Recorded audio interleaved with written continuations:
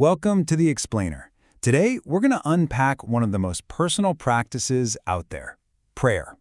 We're going to look at a simple roadmap for how to have that conversation, and we're going to focus on what might just be the most powerful way to begin. Seriously, think about it for a second. When you really need to talk with someone you look up to, maybe a parent, a mentor, or even your boss, how do you kick things off? Do you just launch right into what you need, or do you start somewhere else? Let's take a look at an ancient blueprint that gives us a very specific starting point. So, the biggest idea here is to kind of reframe how we think about prayer.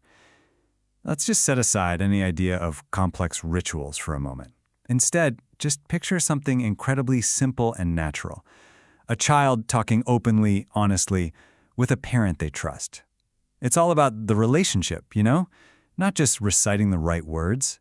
Okay, so before we get into the how of this whole thing, the source material we're looking at first dives into the why.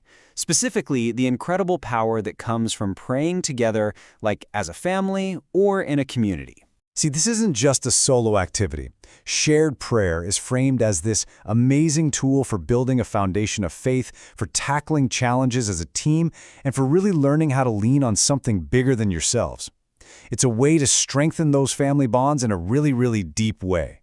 All right, so how do you actually structure this conversation? This is what's so cool. The source material breaks it all down into a super simple, memorable blueprint. It's a 4-part guide that really anyone can get the hang of. And there it is, 4 clear steps. You start with praise, or adoration, then you move to confession. After that comes thanksgiving, and you finish up by praying for other people, which is called supplication. It just has this really natural flow, this order that makes a lot of sense when you think about it.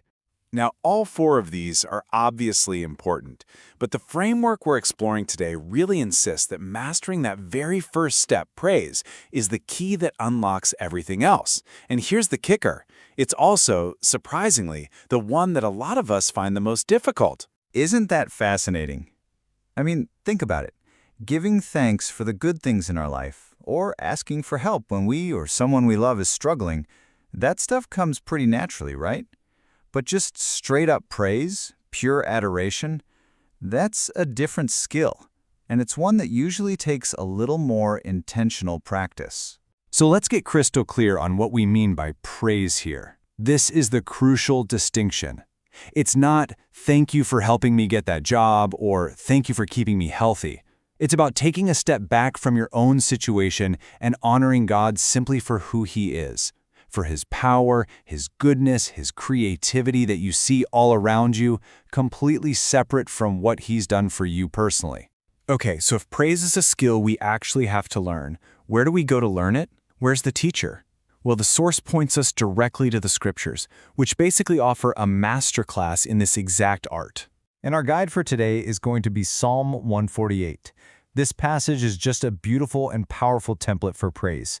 It shows us exactly how to shift our focus away from ourselves and onto the one we're praising. Let's walk through it together. So right off the bat, it starts on this massive cosmic scale. It's calling on the entire heavenly realm, all the angels, the heavenly hosts, to give praise.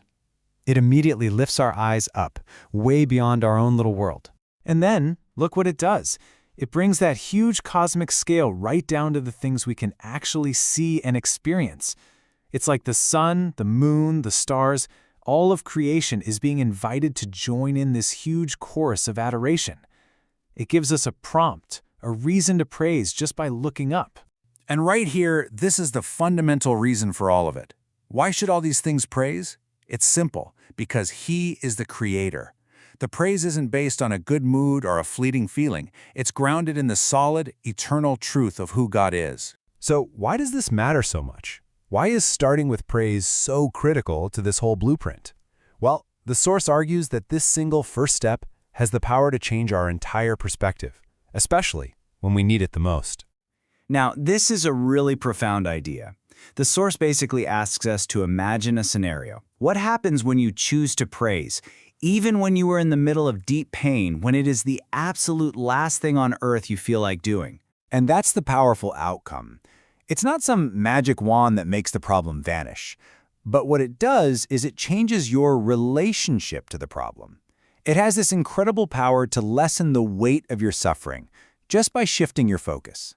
So here's kind of how that works. When you start with praise, you are actively, intentionally lifting your gaze up from the darkness of whatever you're going through, and you're pointing it towards the light of something bigger. It's a mental, it's a spiritual discipline that helps you see beyond the immediate pain and focuses your mind on goodness and power, not on your problems. And that really leaves us with one final thought to chew on. This principle, it doesn't just have to be for prayer. What if we applied it more broadly in our lives? What could change in our relationships, at our jobs, even in our own mindset, if we made a real effort to start our important conversations not with what we need, but with praise?